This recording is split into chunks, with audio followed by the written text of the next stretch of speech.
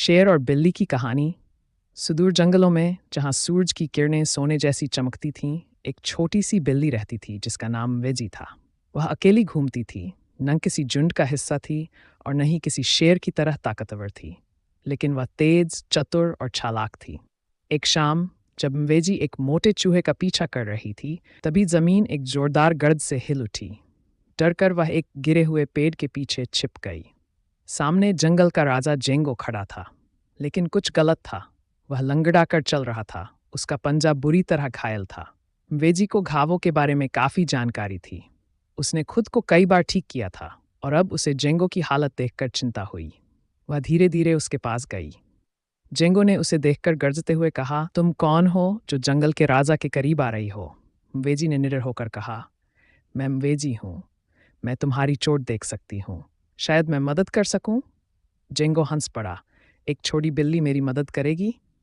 Veggie मुस्कुराई। ताकत से ज्यादा महत्वपूर्ण है समझदारी। मुझे तुम्हारा पंजा देखने दो। शेर ने अनमने भाव से अपना पंजा आगे किया।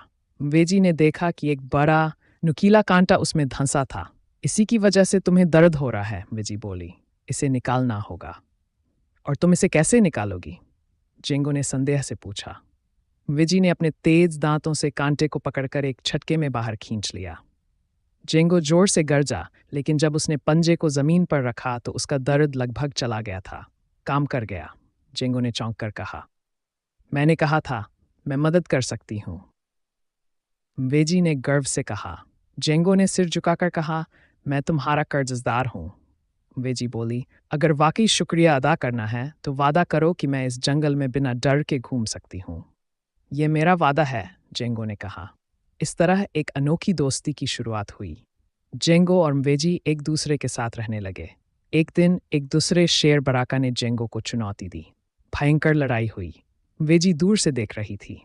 अचानक उसने देखा कि बराका की एक टांग पहले से जख्मी थी। यही मौका था। जैसे ही बराका ने हमला किया, वेजी ने उसकी जख्मी टांग पर पंजा मार दिया।